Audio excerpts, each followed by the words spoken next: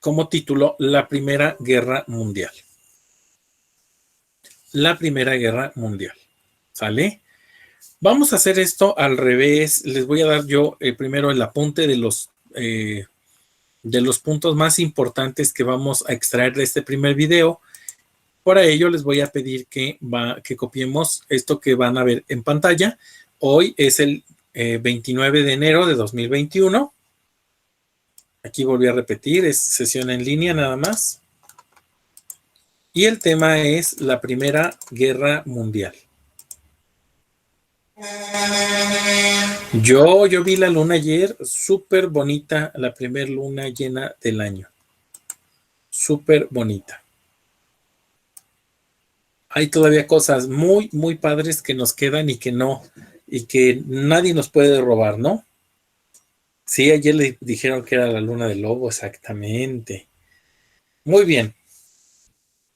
Pues quiero platicarles, muchachos, que el 28 de junio de 1914, en Sarajevo, sí, ya miré, por favor, hay que escribirlo, es asesinado el archiduque Francisco Fernando. Tenía nombre de telenovela. No, Francisco Fernando, por favor, no te vayas a Sarajevo. Y Francisco Fernando se fue a Sarajevo junto con su mujer. Él era duque de Austria-Hungría. Austria-Hungría tenía un heredero al trono y él era Francisco Fernando, justamente este hombre que estamos viendo en el apunte. Pues Francisco Fernando, sí, lo tienen que anotar, Norma, por favor. Y los dos murieron, Joel, así es. Y Francisco Fernando se va a meter junto con su mujer a Sarajevo. Y es asesinado en Sarajevo, que está en Serbia. Y este evento detona el inicio de la Primera Guerra Mundial. ¿Sale? Entonces, súper importante este primer dato. El 28 de junio de 1914 es asesinado el archiduque Francisco Fernando. Y es muy importante en el tema anterior que ustedes vieron de la paz armada, que vieran cómo se habían establecido bandos para poder extenderse a través del territorio. Por ejemplo, los alemanes querían obtener más territorio, los ingleses querían obtener más territorio, los franceses querían obtener más territorio, los que estaban en Austria-Hungría querían obtener más territorio, los rusos querían más territorio, y si no querían más territorio, lo que querían al menos era expandir sus fronteras comerciales, es decir, llevar sus productos a otros espacios para poder venderlos.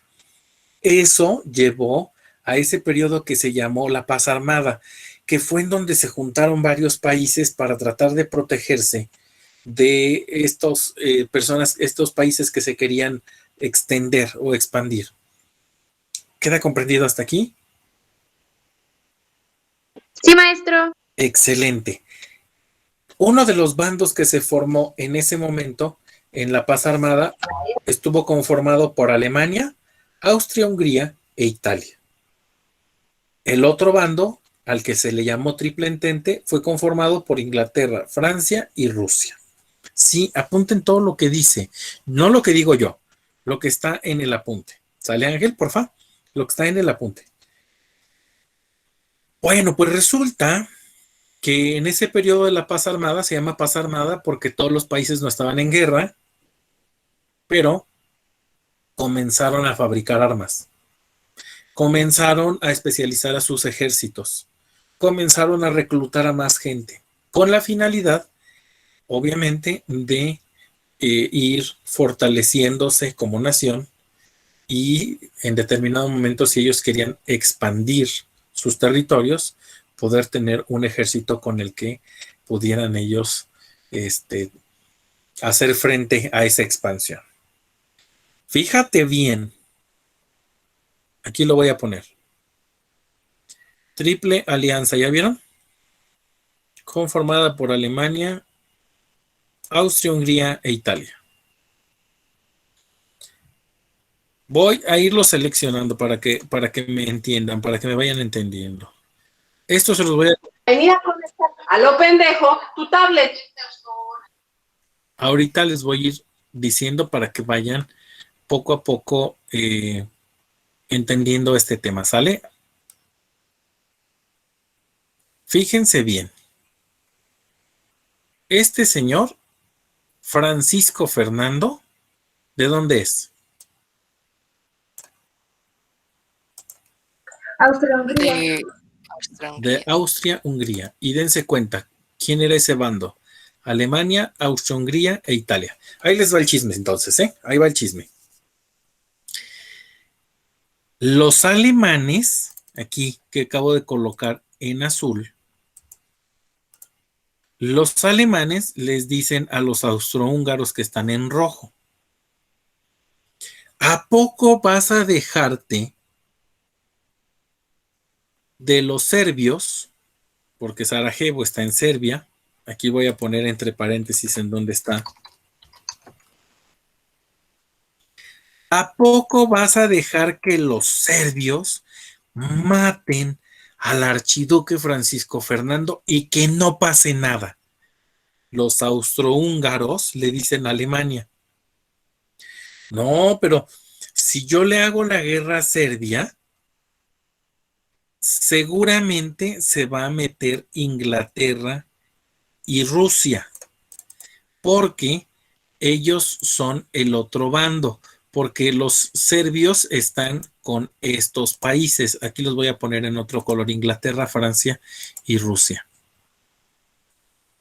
En amarillito, no, porque no se ve casi. Los vamos a poner en morado, lila. Sale pues. Entonces, los alemanes le dicen a los austrohúngaros: declaren la guerra a Serbia. Y los austrohúngaros le dicen: no, no le voy a declarar la guerra porque si no, entonces se va a meter cualquiera de estos tres de abajo. Y entonces los alemanes le dicen: no te preocupes, si alguno se mete de estos tres, yo te voy a hacer, como dicen coloquialmente, yo te voy a hacer el paro. Yo te voy a hacer esquina.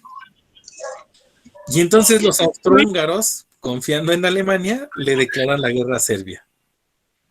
Y los alemanes, muchachos, los ingleses y los rusos, evidentemente le declaran la guerra a los serbios. Entonces Alemania los apoya. Mándeme, Joel, adelante. Pero en ese tiempo no se llamaba Rusia, sino Unión Soviética. Correcto, era la Unión de Repúblicas Socialistas Soviéticas, ¿sale? Sí, pero exageró Alemania. Mándeme. Alemania exageró. Alemania exageró, así es. Entonces vamos a poner las causas de la Primera Guerra Mundial. Ya habíamos hablado del expansionismo, causas de la Primera Guerra Mundial. El expansionismo, esta necesidad de los países de querer extender su territorio. Número 2, el nacionalismo. Si ustedes se acuerdan, Italia y Alemania acababan de conformarse como países y además sentían que su nación era, la Triple Entente era el otro bando, que su nación era lo mejor, que su gente era lo mejor. Entonces, por eso es que fue una causa de la Primera Guerra Mundial. El patriotismo fue otra causa de la Primera Guerra Mundial, el sentir que ellos podían conquistar grandes extensiones de tierra, que podían ser los que dominaran el mundo, o al menos eso es lo que ellos pensaban. Como les platiqué, el militarismo, es decir, esto de armarse, de llamar gente para pertenecer al ejército, de extender a los ejércitos para poder hacer frente a las guerras.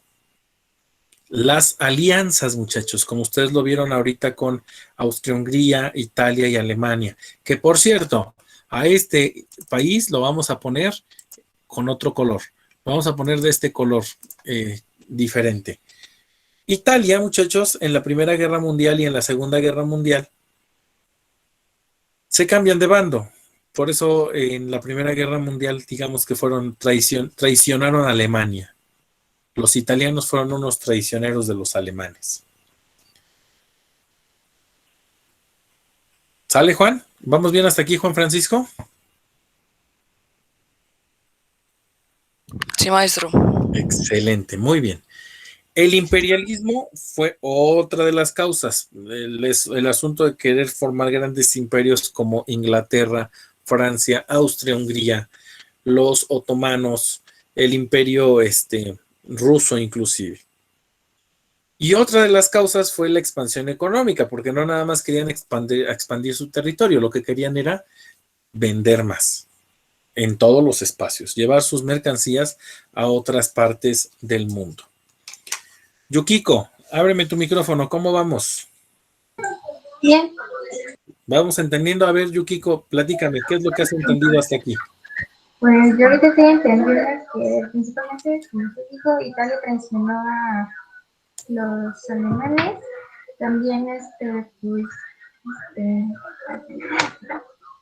que también el archiduque que fue asesinado en Sarajevo y los demás dijeron, no, pues no vayas. Dije, sí, me voy con mi esposa y me muero. Y ya.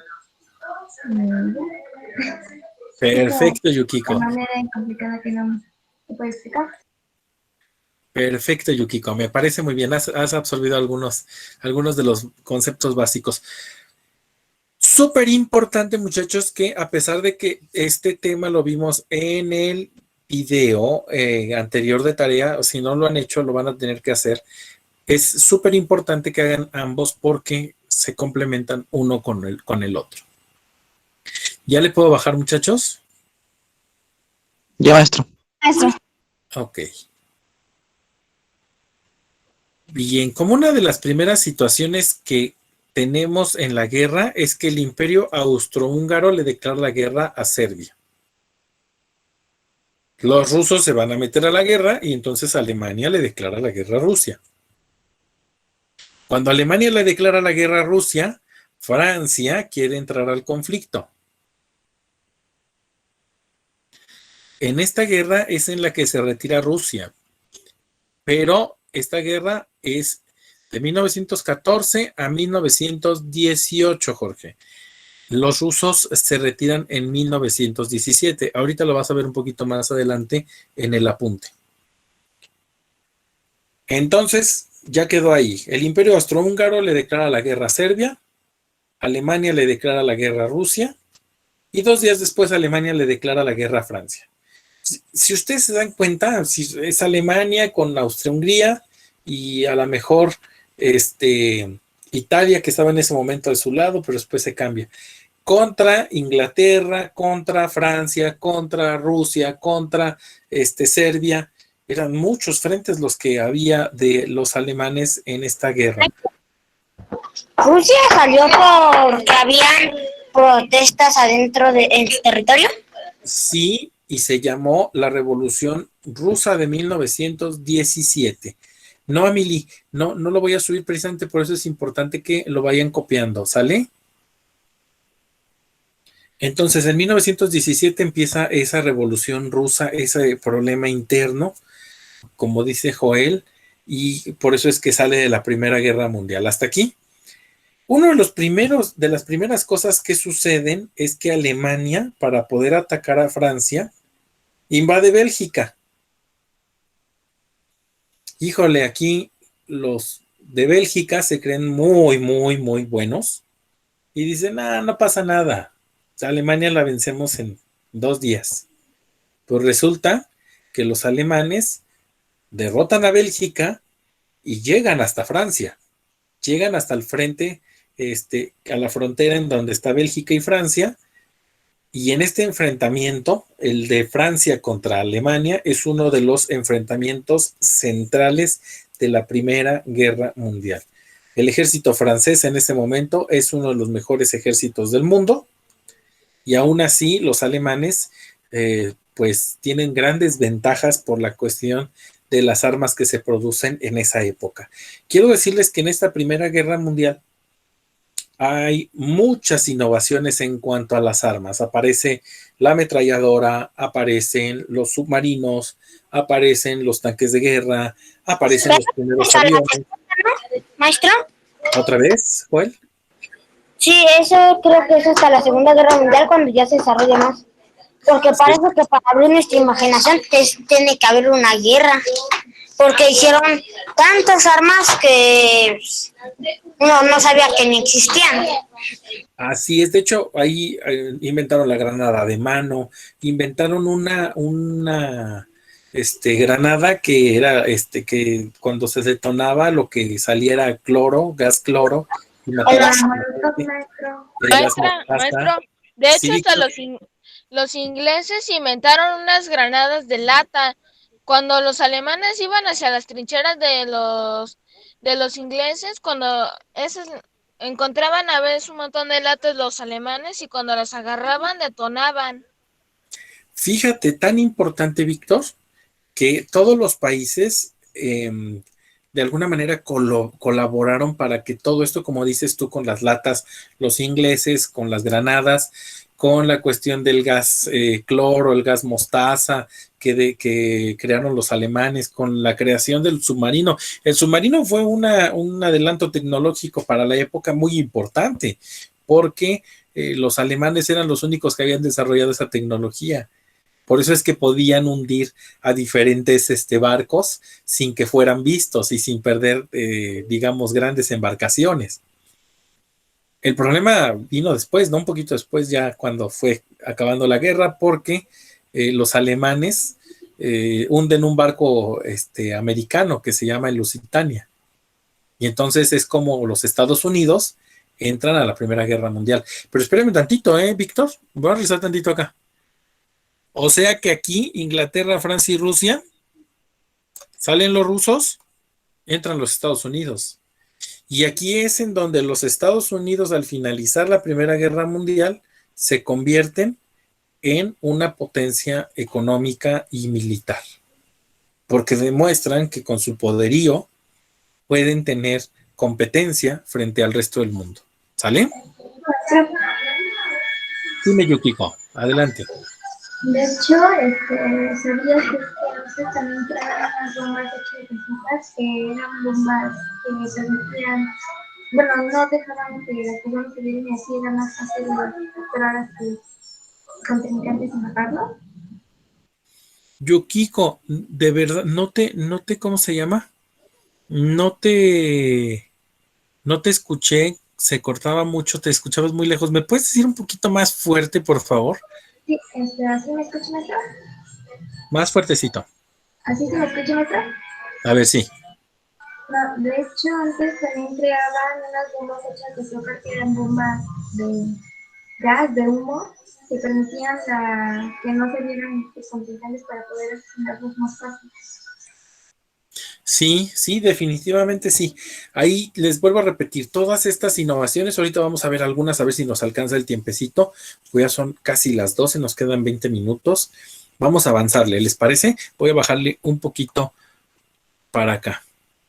Los alemanes en su avance en contra de Francia, pues ya tiraron Bélgica, ya habían avanzado sobre Francia, ya habían atravesado la frontera de Francia, y en lugar de seguir de frente, deciden rodear París para no encontrarse con la armada francesa. Y ahí aprovechan los franceses para vencer a los alemanes en la batalla del Marne. ¿Sale? Después de este evento, muchachos, en donde pierden los alemanes, comienza con mayor auge la guerra de trincheras.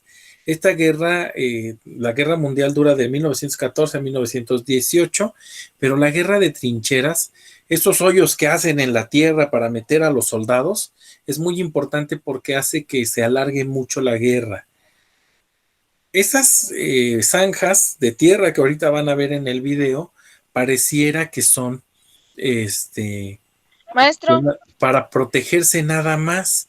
Pero maestro, resulta, un segundito, Vic, pero resulta que ahí había condiciones muy especiales. Dime, Víctor.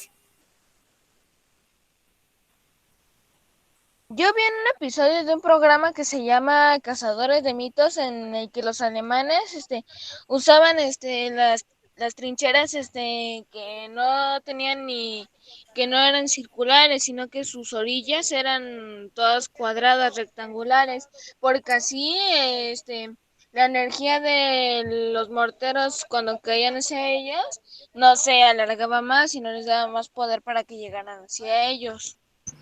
No habían trincheras circulares, porque era más fácil que les aventaran bombas y que cayeran más cerca. Todas eran en zanja, en línea, y ya que cuando lograban tomar la mayoría, pasaban en los tanques para Correcto. el paso, y pues ya iban soltando el gas mostaza, el gas cloro, que hacía que se te quemara todos los pulmones o la carne. Y pues era más posible de morir de infecciones de ratas y de todo eso que de un disparo o de una bomba. Luego, Súper si no importante. empezaban a bombardear esas zonas cuando eran tan grandes y tenían tanto un ejército completo.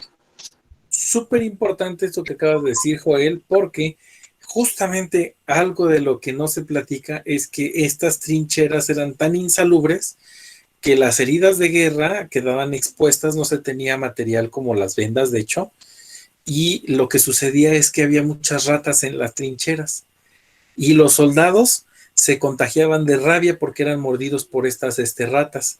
Y era más fácil morir de una infección, ¿correcto?, que de un balazo. Y también estas ratas traían consigo piojos y los soldados que tenían el pelo largo eran infestados de piojos en la cabeza. Entonces, todo el tiempo, imagínate, sucios, llenos de tierra, llenos de lodo, llenos de sangre, a la intemperie, con malos olores. Fue una situación de veras muy, muy fuerte la que vivieron estos soldados en la guerra de trincheras. ¿Sale? Gracias, Joel. Muy bien, muy valiosa tu aportación. Voy a ponerme acá. Dos de las batallas más conocidas en la Primera Guerra Mundial fueron la batalla de Verdún, que fue Alemania contra Francia. Mándeme, Joel, ¿qué me puso que no? Dicen que ahí de la Segunda Guerra Mundial, Salió la peste negra, no. peste negra, pero no, eso fue en el siglo XIII, ¿no? Exactamente. Sí, muy bien. Entonces, pues esta Primera Guerra Mundial tuvo dos batallas importantes. Dos de las batallas importantes fue la batalla de Verdún, que se dio en Alemania contra Francia. Evidentemente ganan los franceses. Y la batalla del Somme, que también es ganado por los aliados de la Triple Entente. Más o menos ¿a dónde, Emily? ¿Por ahí sí o más arriba?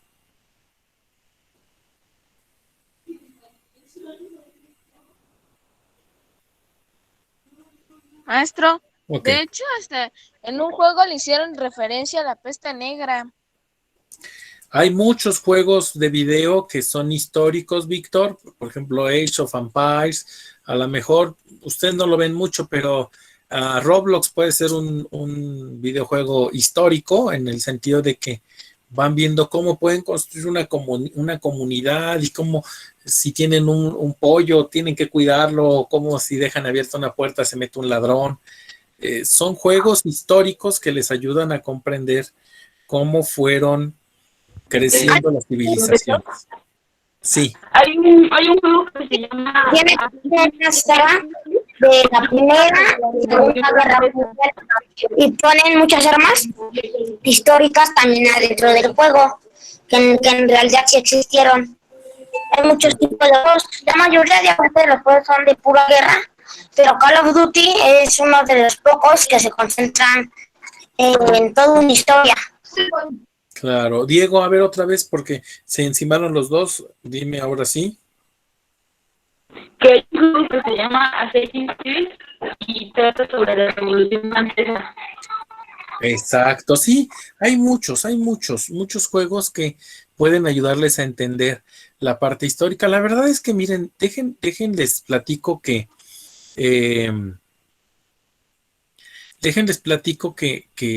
a veces nosotros los que ya estamos en la parte de enseñar historia, hay tanto tiempo en los videojuegos. Bueno, hay algunos que les ayudan y hay otros que no les ayudan tanto, ¿verdad? Como la cuestión de estos videojuegos que de pronto se centran en la violencia o en el asunto de las matanzas y todo ese rollo.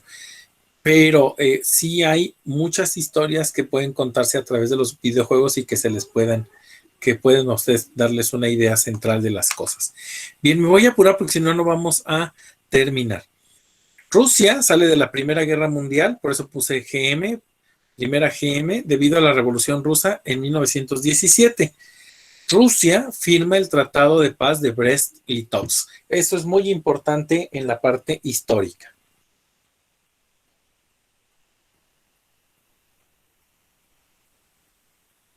Con el hundimiento del barco de provisiones Lusitania, Estados Unidos entra a la guerra.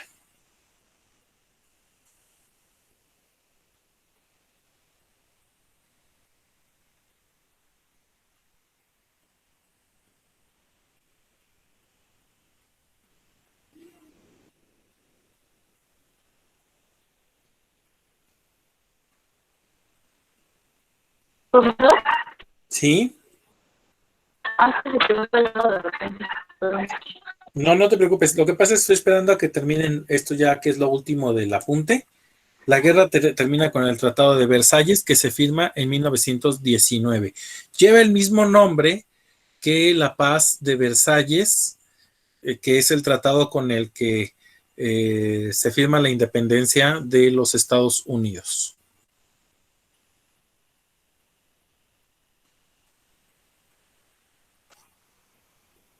Y colorín colorado, el apunte se ha terminado. ¿Podemos pasar al video? No, maestro, ya casi acabó, me falta la última. Por cierto, ¿quién de ustedes habla inglés aquí?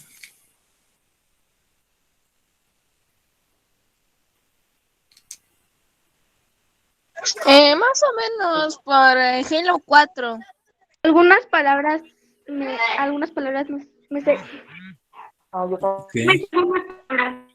Yo más o menos, porque mi Halo 4 está en inglés y con los subtítulos, y ahora sí sé cómo se dicen más o menos las palabras y ya. Perfecto, muy bien, muchachos. Ya, y si yo les diera la clase en inglés, me entenderían. Diego, no se peleen en cuanto a las participaciones. Ya te di oportunidad a ti, también le doy oportunidad a Joel. No tienen por qué pelear aquí en el chat. Sobre todo porque todos tenemos la oportunidad. Si no tuviéramos la oportunidad, no habría problema. Y aquí el asunto es que cuando nosotros estamos hablando en una plataforma como estas, Diego, resulta que no nos damos cuenta cuando los demás están hablando. De pronto podemos estar hablando y creemos que somos los únicos y se encima con el otro sonido. Es hasta después que te das uno, que se da cuenta. Entonces vamos a tratar de organizarnos en esa parte, ¿vale? Vamos a hacer esto para que no nos vuelva a suceder. Vamos a ponerle, por ejemplo, vamos a levantar nuestra manita y en el orden en el que levante la manita, ahí vamos a ir participando. ¿Va? Gracias, Dieguito. Me pone la manita.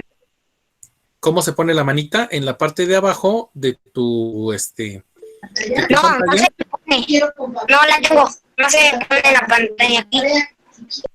¿No tienes tú en la pantalla, Joel? No. A ver, déjame veo.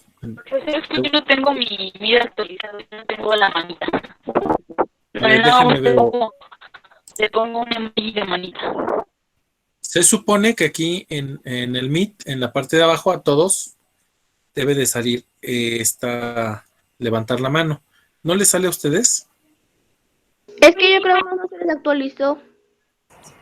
Sí, pero a mí sí me sale así. A mí también. Ajá. A mí también. Debe- A mí también me sale así, maestro. Creo Ok. que eso es para los dispositivos.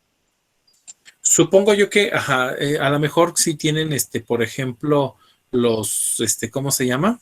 Ajá, Yukiko, está bien. Si ponen ¿cómo se llama? Un emoticón, un emoji, estaría súper bien, ¿sale?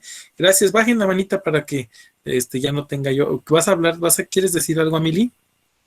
No, solamente Mira el ejemplo. decirle Ok. que sí, manita.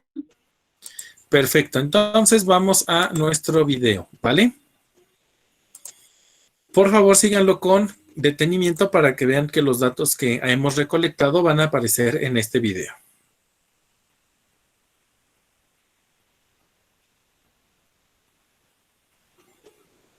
Gracias, Derek. Los que Les faltó anotar, ahorita regresan al apunte para que lo puedan complementar y si no lo ven de acá. El 28 de junio de 1914, un joven serbio llamado Gavrilo Princip, perteneciente a una organización llamada La Mano Negra, asesinó en Sarajevo al heredero de la corona de Austria-Hungría. Un mes más tarde comenzó en Europa el conflicto bélico más grande que el mundo había visto hasta el momento. Nosotros somos Martín y Seba de Historia en 10 y en este video vamos a hablar de la Primera Guerra Mundial.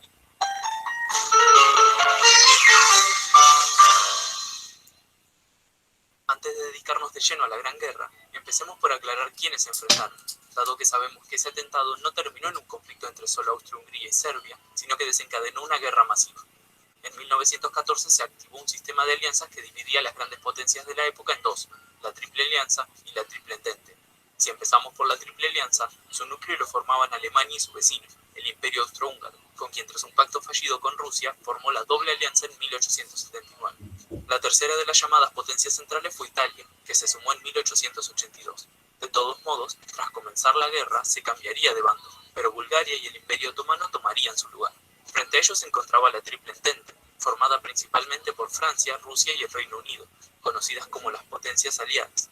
Esta se consolidó en 1907, pero sus antecedentes fueron la Alianza Franco-Rusa en 1892 y la Entente Cordiale, pactada por Francia y Gran Bretaña en 1904. Hacia el final de la guerra, como veremos, Rusia se retiraría, pero se sumarían otros países, entre los que destacan Japón y sobre todo los Estados Unidos. Ahora, si pensamos en quiénes lucharon y cuál fue el detonante, no podemos evitar preguntarnos cómo un hecho tan puntual llevó una guerra de semejante escala. Es una de las polémicas sobre la que más se ha escrito en toda la historia del mundo. Entre las causas de la Primera Guerra se incluyen todos esos hechos, procesos e ideas que crearon las condiciones necesarias para que el conflicto estallara. Existen algunos factores clave en los que todos los historiadores coinciden: el nacionalismo, el militarismo, el imperialismo, el sistema de alianzas que ya mencionamos. La guerra fue propiciada por la inestabilidad internacional que provocaba la constante competencia entre las potencias por mantener o aumentar su poder y su estatus. El desarrollo de los nacionalismos fomentó esa competencia y generó un patriotismo exagerado. El militarismo también tuvo mucho peso. Por un lado, el gasto en armamento y tropas aumentó drásticamente, creando lo que se conoce como la paz armada, una carrera armamentista en la que nadie quería quedarse atrás. Esto dio también más peso a los militares en la toma de decisiones. Además, el militarismo alcanzó a los ciudadanos y líderes, que en muchos casos vieron con buenos ojos la guerra. Por último, el imperialismo aportó a la inestabilidad siendo otro de los elementos por los que competían. Además, contribuyó al carácter mundial de la guerra, tanto por algunos de los escenarios en los que se combatió, como por el origen de parte de las tropas. En este contexto se puede entender mejor ese sistema de... Voy a hacerlo un poquito más pequeño para ver si carga más rápido. Y tenemos menos problemas de audio. Alianzas. Alemania, que se había unificado tras vencer en la guerra franco-prusiana, buscaba competir económica y militarmente con Inglaterra. Su principal aliado era el Imperio Austrohúngaro, a quien le preocupaba mantener su influencia en los Balcanes mientras veía la decadencia del Imperio Otomano. Eso explica el acercamiento entre Rusia, con intereses en la misma región, con sus propios problemas internos, y Francia, que guardaba grandes resentimientos hacia Alemania y temía su rápido crecimiento. Por último nos queda Gran Bretaña, que se mantuvo aislada hasta que comenzó a considerar que Alemania podía ser una amenaza. En medio de este clima tan tenso, se dieron 4 crisis internacionales que los historiadores suelen considerar los antecedentes de la guerra. 2 en Marruecos en 1905 y 1911, y 2 en los Balcanes a partir de 1908 y de 1912. Las marroquíes reflejaron los conflictos existentes entre Francia, Alemania y el Reino Unido, y las balcánicas entre Rusia, el Imperio Austrohúngaro y Alemania. Cualquiera podría haber desatado la guerra, y si bien no lo hicieron, contribuyeron a consolidar las alianzas y la militarización preventiva. Las más importantes fueron las balcánicas, que deterioraron la relación entre Austria-Hungría y Serbia e influyeron en el atentado de Sarajevo. Tras la muerte del archiduque Francisco Fernando el 28 de junio de 1914, los engranajes se pusieron en marcha. El 23 de julio el Imperio Austrohúngaro dio un ultimátum a Serbia, declarándole la guerra 5 días después. Rusia movilizó sus tropas y el 1 de agosto Alemania le declaró la guerra. Tras 2 días hizo lo mismo con Francia. La guerra tuvo 2 frentes principales, Europa Occidental y Europa Oriental. Empecemos por Occidente, donde Francia y Alemania representan el centro del conflicto. Al principio, ambos intentaron aplicar sus planes preconcebidos, pero tanto el plan Schlieffen alemán como el plan 17 francés fueron demasiado optimistas y no pudieron prever lo dura que sería la guerra. De todos modos, las cosas empezaron bien para Alemania. Comenzaron atacando a Bélgica, lo que les permitió luego entrar en territorio francés. Los franceses y la reducida fuerza de expedición británica sufrieron duros reveses en la frontera, especialmente en la zona de las Ardenas y Alsacia-Lorena. Los muertos comenzaron a contarse entre las decenas de miles, algo que sería la norma en esta guerra. El ejército alemán llegó a estar a escasos kilómetros de la ciudad de París, pero en lugar de atacar directamente la capital, decidieron rodear a las tropas francesas, dejando descubierto su flanco y dándole al Entente la oportunidad de producir el milagro de Marne, batalla en la que Alemania fue derrotada y forzada a retroceder. Esta fue la muerte del Plan Schlieffen y el comienzo de lo que se conoce como la carrera hacia el mar, en donde ambos bandos buscaban controlar los puertos más importantes del norte de Francia y Bélgica. La naturaleza de la guerra cambió en este momento y en paralelo se comenzaron a delimitar extensísimas líneas de trincheras, zanjas enfrentadas, excavadas en la tierra, en donde se resguardaban los soldados y desde donde peleaban entre sí. El frente quedó prácticamente estancado gracias a esto. Durante 1915, los alemanes se dedicaron principalmente a fortalecer sus fortificaciones, mientras la Triple Entente intentaba quebrarlas. Pero la defensa y el armamento de Alemania resultaron ser ampliamente superiores. De todos modos, si bien las fronteras prácticamente no cambiaban, en las múltiples ofensivas se perdían miles de vidas de ambos bandos, propiciados por los nuevos armamentos como el gas de cloro introducido por Alemania. Esta fue una de las armas más terribles que debieron sufrir los combatientes. Ya en 1916, el Frente Occidental vivió dos de las batallas más conocidas de la guerra, la batalla de Verdún y la batalla del Somme. En la primera se enfrentaron Alemania y Francia. La estrategia alemana era desangrar al ejército francés, forzándolo a buscar recuperar constantemente Verdún, un territorio muy especial para los franceses. Francia terminó venciendo, pero la batalla se extendió de febrero a diciembre y provocó cientos de miles de bajas para ambos bandos. En la batalla del Somme, en cambio, lucharon principalmente Alemania y Gran Bretaña con un resultado parecido. Si bien no hubo un ganador contundente, se lo considera un triunfo aliado, y su costo humano fue también altísimo, especialmente para los británicos. Tras esto, Alemania cambiaría su estrategia, pero pasemos primero al frente oriental, para ver cómo se desarrolló en paralelo hasta este momento de quiebre. Contrario al estancamiento del occidente, este fue muy cambiante, y a pesar de que el conflicto comenzó con un incidente entre Austria-Hungría y Serbia, las acciones de Rusia y Alemania fueron las que marcaron el ritmo. Estallada la guerra, el primer objetivo del Imperio Austrohúngaro fue Serbia, la acusada por el atentado. Rusia, en cambio, tenía dos enemigos en la Triple Alianza. Por un lado, combatía a Alemania en el norte y Austria-Hungría en el sur. En el norte, Rusia comenzó triunfando, pero luego empezó a sufrir importantes derrotas, como en la batalla de Tannenberg. En el extremo oriente, mientras tanto, el Imperio del Japón atacaba a las colonias alemanas. Pero el problema de Alemania era que para 1915 Austria-Hungría ya estaba al borde del colapso. No solo había fracasado contra Serbia y era superada por Rusia, sino que también Italia la había traicionado y se había sumado al bando del Entente por la promesa inglesa de obtener nuevos territorios. Por eso Alemania debió salir al rescate, emprendiendo una ofensiva que conquistó Serbia y frenó a Rusia. Bulgaria, enemiga de Serbia, se sumó a la alianza para asistir en la ofensiva en este momento. En ese mismo año, el Imperio Otomano, que se había sumado a la Triple Alianza el año anterior, principalmente por sus conflictos con Rusia, consiguió también victorias como en la batalla de Galípoli. De modo que la situación no fue favorable ese año para los aliados en Oriente. 1916, sin embargo, fue diferente. La ofensiva Brusilov, una gigantesca campaña rusa centrada en Rusia, fue un éxito importante. Pero para principios de 1917, la pérdida de vidas y la crisis de abastecimiento tenían tanto al Imperio Austrohúngaro como al ruso en condiciones críticas. Así llegamos al año 1917, punto de quiebre de la guerra tanto en Oriente como en Occidente. La Entente perdería un importante aliado, pero ganaría uno aún más determinante. Empezando por el frente oriental, tenemos que hablar de la Revolución Rusa, que comenzó en 1917 y que trajo el fin del gobierno del zar Nicolás II. La dura situación impuesta por la guerra contribuyó al estallido de las revueltas, y si bien el nuevo gobierno de Kerensky decidió continuar luchando al principio, nuevas derrotas frente a Alemania, deserciones masivas y la revolución bolchevique de Vladimir Lenin pusieron el punto final. Rusia firmó entonces un armisticio en diciembre y al año siguiente el Tratado de Paz de Brest-Litovsk. Mientras tanto, en Occidente, el cambio de estrategia de Alemania resultó ser contraproducente, ya que facilitaría la entrada de Estados Unidos a la guerra.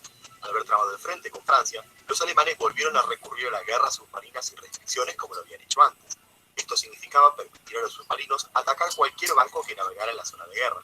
El objetivo principal era asfixiar los suministros británicos, forzando al Entente a firmar la paz. Pero el principal proveedor de Gran Bretaña era Estados Unidos, y Alemania sabía que el hundimiento de sus barcos arrastraría a los norteamericanos a la guerra, pero esperaba conseguir la rendición de los aliados antes de que se movilizaran y llegaran al continente. Al principio las cosas parecían ir de acuerdo al plan, pero a principios de abril de 1917, tras el hundimiento de varios barcos norteamericanos, el presidente norteamericano Woodrow Wilson llevó al Congreso la declaración de guerra. Durante el resto del año, Alemania buscó defender sus posiciones terrestres, mientras que esperaba que la guerra submarina asfixiara a los británicos. Pero para 1918 tomaron conciencia de que el desgaste era demasiado alto y que no podrían sostener la guerra durante mucho tiempo más. Necesitaban forzar al Entente a declarar la paz en condiciones favorables, por lo que optaron por una última gran ofensiva. Al principio esta fue exitosa y lograron quebrar las trincheras y avanzar, pero para julio la cantidad de muertos y la baja en la intensidad del avance llevó a un punto muerto. Fue entonces el turno de los aliados, quienes contaban ahora con más de 1 millón de soldados norteamericanos reforzando sus filas. Para el mes de septiembre habían quebrado las defensas alemanas y era evidente que estos ya no tenían ninguna posibilidad de recuperarse. En octubre hubo motines tanto en la Armada como en las ciudades, y el 9 de noviembre el Kaiser abdicó. Friedrich Ebert, el líder de los socialdemócratas, proclamó un modelo republicano y 2 días después firmó un duro armisticio con los países del Entente, indicativo de lo que vendría después. La guerra terminaba entonces en Europa en el 11 de noviembre de 1918. Al año siguiente, el Tratado de Paz de Versalles y sus acompañantes marcarían cómo quedaría el mundo tras la guerra y allanarían el camino a la Segunda Guerra Mundial, de la cual ya hemos hablado en el canal. Pero eso es todo por este video. Recuerden que pueden contarnos sus opiniones. Muy bien, muchachos, pues prácticamente estamos terminando la clase del día de hoy. Ahí está el apunte para los que no terminaron. Para los que les interese este tema, pueden buscar un documental de la BBC de Londres que se llama La Primera Guerra Mundial a color. Colorearon muchas de las imágenes que se tuvieron durante la guerra e hicieron un documental. Está muy interesante, es muy bonito. Primera y Segunda Guerra, pero déjenme, les pongo tantito para que veamos si lo podemos encontrar en el YouTube. Esto obviamente ya es para aquellas personas que quieran ahondar un poquito en la cuestión de la Primera Guerra Mundial. Por favor, mientras voy colocando esto, váyanme colocando su nombre, empezando por apellidos, todavía no se me vayan, pero vayan haciéndolo para que pueda yo avanzar. Profe, en el chat lo más importante del video. Mándeme. Para que complementan, ¿no? Se apunten puse en el chat lo más importante del video. Espero la ayuda. Sí lo vi, sí los estuve viendo, Diego, muchas gracias. Miren, aquí está, la Primera Guerra Mundial a color. 1 de 6, catástrofe.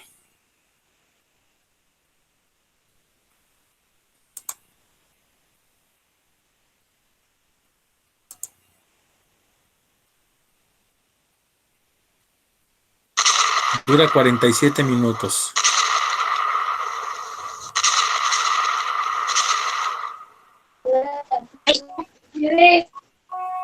La Primera Guerra Mundial siempre se ha visto como una guerra en blanco y negro. Era la única manera que tenían de filmar las imágenes del frente y las escenas recreadas para la cámara. Pero la realidad no era así. La realidad ocurrió en color. Jill es lo único que recuerdo. Ojalá recordara sus nombres. Ok, me voy a regresar acá al Meet. Ya vieron que sí, ¿cómo se llama? Hay muchos lugares en donde pueden ustedes informarse acerca de esta Primera Guerra Mundial. En el chat les voy a colocar la liga. Es muy fácil de todas formas buscarlo en el YouTube, pero les coloco la liga del primer, de este primer video que está ahí, de la primera parte, por si lo quieren ustedes en determinado momento revisar. Sí. Sí,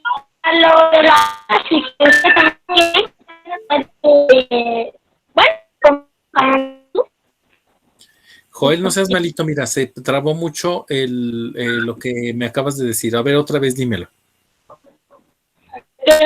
Hay un canal de YouTube que se llama Arba sobre la guerra y todo eso, y de la guerra de armas y sobre otras guerras. ¿Qué crees que no? ¿Qué crees que no? No te escucho. Seguramente es por la cuestión del micro. Si gustas, escríbemelo y lo leo.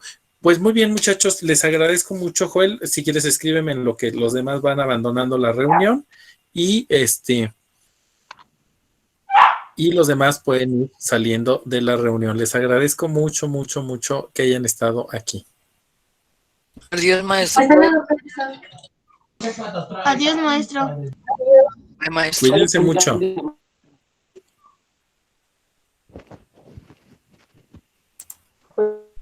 Hasta luego, maestro. ¿Va a subir la grabación Hasta luego. a YouTube?